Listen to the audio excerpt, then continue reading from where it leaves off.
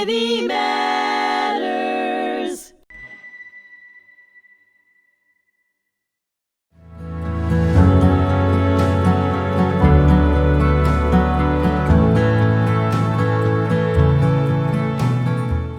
Hello, and thank you for joining me today on this podcast titled Habits of a Whole Heart.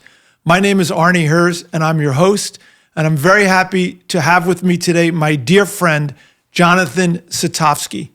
Jonathan is a podcaster himself. He owns Satovsky Asset Management, and his podcast is titled Wisdom, Wealth, and Wellness. And Jonathan is going to share with us today his wisdom as it relates to these topics of wisdom, wealth, and wellness, and how that relates to a sense of wholeness and happiness in life. So, Jonathan, thank you for joining me here today. Thank you for having me. Jonathan, you have this podcast. I love the title. It's called Wisdom. It starts with wisdom. You don't usually think of wealth and wisdom necessarily in the same sentence. And you are someone who is constantly trying to gather wisdom. You're the most well-read person I know. You're constantly coming up with book ideas, assigning me books to read and to internalize. We've had many, many great conversations and thoughtful conversations. And you, more than just about anybody else I know, is really seeking to create a life of wholeness in all spheres. So tell me a little bit about, the genesis of your podcast and the words wisdom, wealth, and wellness, and how do they intersect? It's very funny.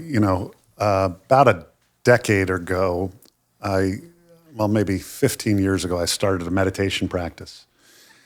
And in meditation, I stumbled upon the idea that what are people searching for? If you walk the streets and you're not on your phone, you notice that everyone's doom scrolling. Everyone's, got their head down. They're looking, what are they searching for? So I figure people are searching for one of three things. They're not searching the World Wide Web. They're searching for some form of knowledge. They're curious to learn something around wisdom, something around money or wealth. How do I make more money, or how do I protect my money, whatever it is. And the last one is wellness. What can I do to be healthier now or in the future? So I was like, I spend the vast majority of my career helping people with money. And since I'm fortunate to do a Talmudic study with you daily and weekly, you realize that money is not the measure of success. But certainly if you interview kids under 30 years old, if you said, what's the most important thing? The latest statistics that I've seen say 78% of kids say a successful life is he who dies with the most toys wins. That's the poster they give you out at some of the college dorms. But that's not the answer. As you go on in life, it shifts. And so the root of it came from my concept around wisdom, wealth, and wellness. But the idea of what is wisdom, there's been a lot of religious texts about it. A lot of people spend their time and attention, and it makes me curious.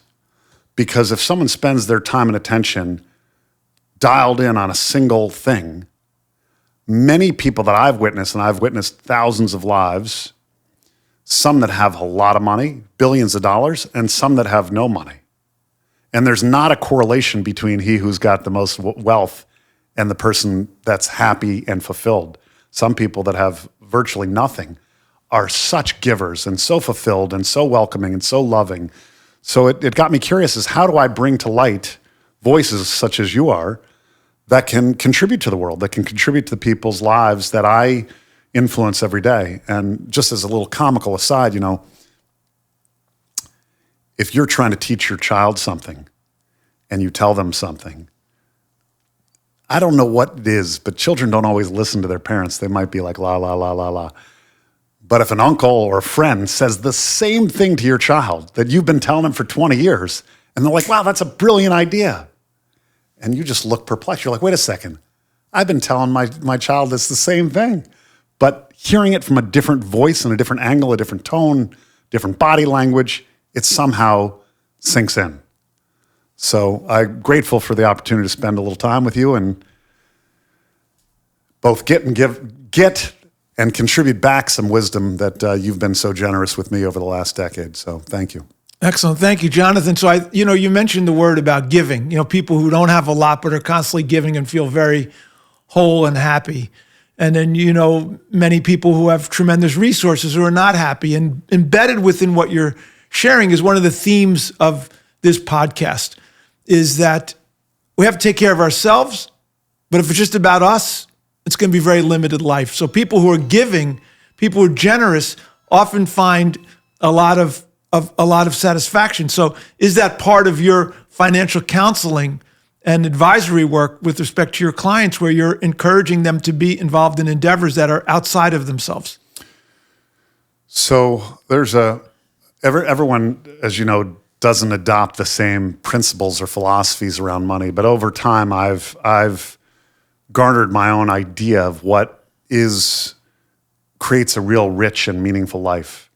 And I was fortunate to go back to the University of Michigan, which we both attended, and I gave a class to the economics students, and I was trying to teach them about financial literacy and behavioral finance. And one of the root habits of a healthy heart, and habits of a healthy and fulfilling and rich financial life is, as you said, taking care of yourself and taking care of others. So I have a simple concept. If you can convince a kid from the day they start working, if they're, I met a woman that started doing a paper route when she was a teenager, and her mom taught her, save a dime of every dollar for your future self. You will have a tremendous amount of abundance and flexibility. But add to that, to your point about habits of a healthy heart, how about put a dime away from me and a dime away for others? And if I do that religiously and create a discipline, and it's not easy. So if you can't do 10, start with 1% and then go to 2% and 3% and start, continue to build up. But if you can donate and create that discipline in life from the time you start working to later on, and you save a dime for yourself and a dime for others, you are going to have a life of abundance unimaginably fulfilling beyond your wildest dreams. And it creates that discipline. Today happens to be, one of the days of the counting of the owner, discipline of nobility or leadership. And that single habit can transform people's lives, the culture and community around, and that you want to build for yourself and society at large. So Jonathan, the theme of giving money away in charities are very rooted in spiritual traditions. Yeah. And of course, but it seems counterintuitive. Many people would say, well, how can my giving away money create wealth? What you're saying is, you're not just saying giving away money is going to give you a sense of satisfaction. If I heard you correctly, you said giving away money is going to help create financial abundance. How is that possible?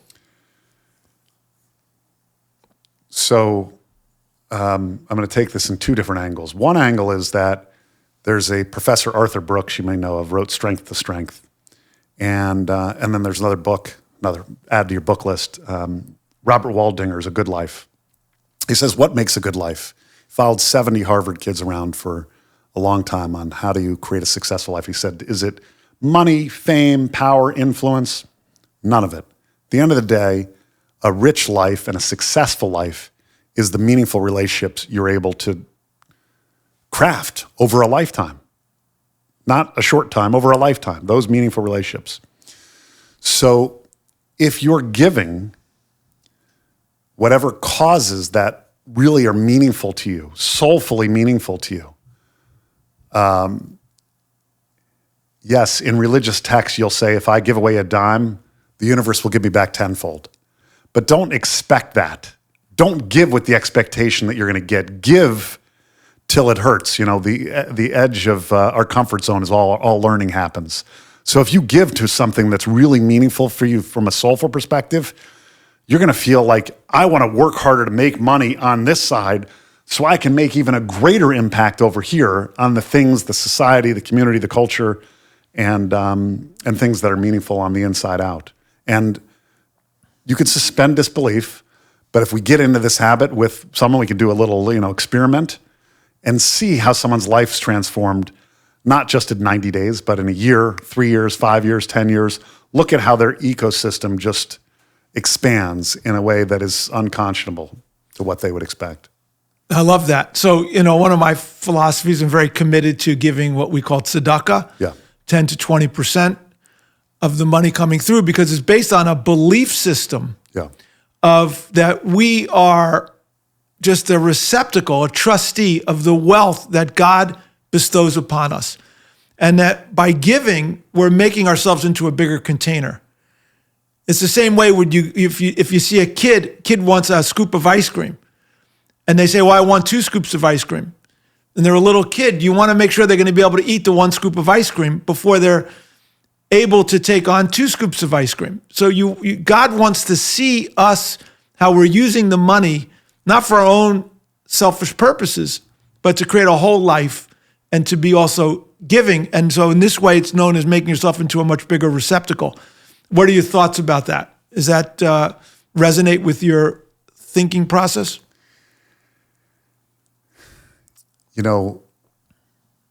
I have a belief that if you show me an incentive system, you'll get what you incentivize. So people do have incentives for behavior. You may know the donut experiment. If I give you a donut now, if you don't eat the donut for 15 minutes, I'll give you a whole box. That single study, actually done with children, and they follow those kids later in life, you can ascertain their fulfillment, happiness, and abundance in their life. It's crazy. Their self-constraint and their discipline of withholding, not having the donut for 15 minutes. Can I stop from having that donut now? What can I do? So in financial literacy and behavioral finance, I've written a book and started a podcast to try to help, educate people around these topics. Habits, discipline, and incentive systems matter. And in fact, there's an incentive system in the United States that incentivizes people to be more philanthropic because you get deductions. You shouldn't do it necessarily solely for that. Some people do it purely for tax purposes, but you should do it because it's meaningful from the inside out. But that requires a much higher degree of spiritual awareness, I think. Beautiful. So going back to the word wisdom, and I know you study philosophy a lot, Jewish philosophy, Stoicism. You've brought books on Stoicism to my life, and so first and foremost, you're very focused on the importance of philosophy. What would you say philosophy is, just general, for our listeners, and what is your personal philosophy that sort of guides your life? So it's fascinating. I was born Jewish. Many people are very religious growing up. I was not religious till 50. I didn't start reading out of intellectual curiosity. But philosophy for me is a way or a foundation or a code for how you want to live your life, the values that you want to emit and share. So I had intuitively created values that I thought were important to me. I wanted to build lifetime relationships with a knowledgeable and trusted advisor. That was a philosophy that I had. And I said, if I spend all my time on research, continued education, and service, then everything will work out. I have no idea how, but that's my philosophy.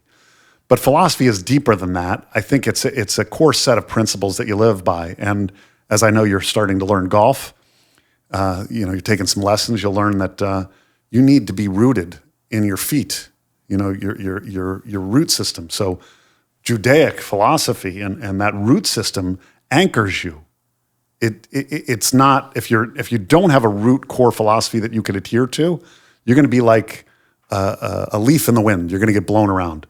So in golf, if your bottom half is very strong and you're rooted, you can swivel your top half like branches and the leaves, and your ball's going to go much straighter. So you try that philosophy, and you'll let me know how that works out. Yesterday I was playing golf, and I jammed the club into the grass way before the ball, and just totally decimated my wrist. Very painful. It's the second time I've done that.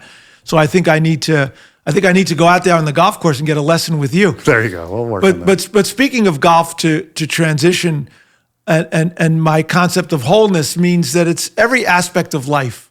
It's not just living a spiritual life, it's being able to engage life, travel, and sports. And I know you're a huge sports fan, and very generous too. When Michigan made the national championship in football, you brought me and Gabe and it was a total of 6 of us. You brought 5 people to the national championship game, which was an incredible experience especially for us Michigan fans. Yeah. And I also want to say that you've been involved with the Michigan sports program, and there was very famous mental conditioning coach, Greg Harden, who I know had a big impact on your life, and who wrote a book. And in this book, all these famous Michigan grads, from Tom Brady to Desmond Howard and many others, have a chapter in his book. And one of those chapters is for you. Who go figure, yeah. So tell me a little bit about the intersection of sports and wellness and metaphors that you may see in sports, and what was it that connected you to Greg and the Michigan sports program? So I think many of us, well, for me, I grew up in a very competitive sports culture growing up. It was a time where Michael Jordan was, there were star athletes, Michael Jordan or Dan Marino. I grew up in South Florida. And the Michigan motto is about the team, the team, the team. And as you go on and you start your career in life, whatever profession you take on, whether it's sports or whether it's a professional life, it's about me versus we, because you're like, oh, I need to succeed, And the lesson and the story that he ends up writing about me, which is fascinating, is, and I don't know why, because he wrote about all athletes mostly, so we developed a very good kinship, is the concept that how do you transcend the me to we? How do you build a team? You go fast alone, you go far together. And so whether it's philanthropically or habits of a healthy heart, it takes a tremendous amount of effort consciously from a spiritual standpoint, mentally, physically, spiritually, to know who you want in your orbit that you're going to be able to learn, grow, and have fun with. Because if you surround yourself by people that are energy drainers, you're going to fall into the habits of the people of your ecosystem. But if you're around people that are going to lift you up or light you up or inspire you or challenge you to bring out the best in you, which is a sports metaphor, you can accomplish things that you never even dreamed that you can accomplish. So if you wake up every day and you say the Modani and you say, I don't know why you woke me, but you clearly wanted me back another day, I got to bring my whole heart to carry forward the little glimmer of light that I have in my heart and soul to contribute to other people's lives and build that team and build that community, sports team, and help not just me succeed, but everyone around you succeed and thrive and be their best selves. I love that. So one thing about team, so often we were talking about from the beginning of the podcast, one of the theories, if it's just about me, it's going to be a very limited life. How big is your world? And when you're part of a team, it's much bigger. And we've seen all these elite athletes, and many of whom are featured in the book by Greg Harden, who sadly passed away, was it last year or 2 years ago? I know you were very, very close to him. In fact, you had dinner with him the day before he passed away suddenly. It was very tragic. But he's a giant of a person. And what's the name of his book again? Stay sane in an insane world. Control the controllables. This, if you haven't read it, I'm a massive fan. In fact, you can get it on Audible and you can hear his voice. And he just has, in communications, we're talking, and I don't know whether everyone's watching this or listening to this, 93% of communications is body language and tone. And his body language and tone hit you in the eyes, right between the eyes. And when you're veering off course and you're spinning or you're not clear, he gets you recentered in a way that no one I've ever met has been as powerful. That's beautiful. I think why Greg Harden really resonated for you, and I think once you introduced me to him, how he resonated for me and why he resonated for Tom Brady and Desmond Howard and Michael Phelps and all the young athletes that came through the Michigan system, most of whom had total lack of self-confidence, who had been stars in high school, found tremendous struggles and early on in their careers, lots of self-doubt, and how he was able to get them out of their own head and to believe in themselves and to believe in something bigger and to bring the best out of them. And that's something that both you and I are very committed to, is understanding that each one of us human beings have tremendous, infinite potential. And how do we live up to that? How do we bring out the best in each other every day? And it's a constant learning process. One of the things I learned from Tom Brady in his podcast, the Let's Go podcast, and also in the book, was that he has this concept called win or learn. It wasn't win or lose. He was winning or he was learning. And even when he was winning, he was learning. And that's so much of what we've tried to adopt in our life. Win or learn, be positive. Figure out what is it that you need to learn. Instead of beating yourself up for what you haven't done right, how do you learn? And this, of course, plays out with your financial advice and your life advice. Someone makes a bad investment, instead of beating yourself up over it, take a step back. What do I need to learn from it? How do I move forward in my life? That's brilliant. I have two things to say. One, going back to the Arthur Brooks concept, is he said that the happiness curve, he teaches a class at Harvard on happiness. He said happiness peaks at 18 to 21, then goes downhill to mid 40s, and then starts climbing again. And at 70, it splits.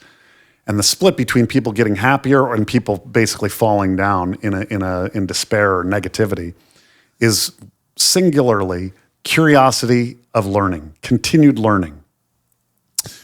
So just taking it back for a second on financial literacy, we're recording this in May of 2025, and in April there was we'll call it the Trump tariff tantrum, where that the world went into a little chaos for a couple of weeks, and people got nervous. Some people sold everything they had because they were nervous about the certainty that we're going into a terrible situation in the future. That's despair. Now, I have a formula for happiness. Happiness equals reality minus expectations. So if you frame it that someone is trying to manage their affairs for a lifetime in a healthy habit, a habit that is sustainable for a lifetime, is it healthy to go all in and go all out every day, or does that create a lot of anxiety for someone? I've experienced people become not just financially unhappy, but physically unhappy because of their own habits and behaviors.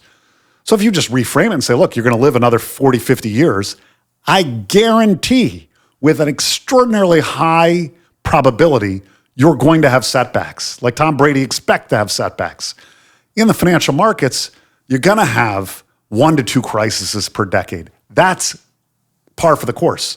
So you're going to live your life in fear of the 1 to 2 crises you're going to experience, or are you going to create a system and a habit for yourself sustainably so you can weather the adversity and either win or learn through every setback that you have, that you got to recalibrate to make sure that if you're down 28 in the fourth quarter like Brady was, that you still give everyone around you hope and optimism, that you focus on the next play and you keep moving forward. Well, one of the things that you just shared about golf, about the foundation, is that one thing I'm learning golf is how much science this is. Yeah. It's just science, right? It's just facts. If you keep your foundation, the way you hold your hands, your wrists, everything is not skill.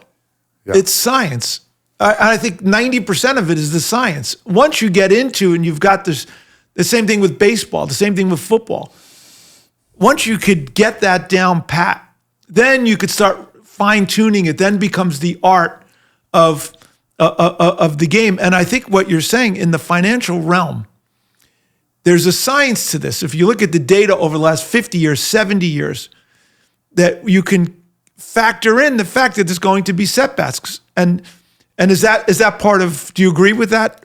100%. In golf, by the way, there's a good book by Ben Hogan, another one you could read. Mm-hmm. Five tips. The first tip is your grip. So you could spend the whole time on the lesson on the grip. The grip, go figure. So let's talk about the foundational habits, as you said, the habits of a healthy heart. How are you conditioning yourself in all aspects of your life to be able to live healthy, wealthy, and wise? Are you getting enough sleep? Are you waking up? Are you getting vitamin D? What is the food you're taking in your body? Are you realizing that food is medicine? You know, there's so many little things that you don't think. They think it's the butterfly effect, you know, like, oh, this impacts it. Everything that you do should be done, as Greg Harden says, 100% of the time. You got to give 100% to consciously, spiritually, to everything you're doing, whether it's a podcast, whether it's the appreciation of drinking this water, of holding this cup. You know, you were a yogi at one point in your life. In the yogi, tradition, you basically shouldn't be holding the ceramic cup. You should be actually holding the water in your hands and literally savor and have immense joy out of the water. Touching, like there's just things that your sensitivity of your mind, mind, body, and soul all being connected will help you both in golf, in finances, in relationships with yourself and others. It's all tied together. That's a perfect way to bring our episode number 1 to a close, because now we have a whole new subject matter for episode number 2, and Jonathan's going to join me for part 2 of this podcast. And so thank you, listeners, for tuning in to Habits of a Whole Heart with my special guest, Jonathan Satovsky. And please tune in for episode number 2. This is being aired on hmTV. Please follow hmTV for the entire podcast series, not just Habits of a Whole Heart, but also the other wonderful podcasts that are being as part of this Humanity Matters series. So thank you. Until our next episode.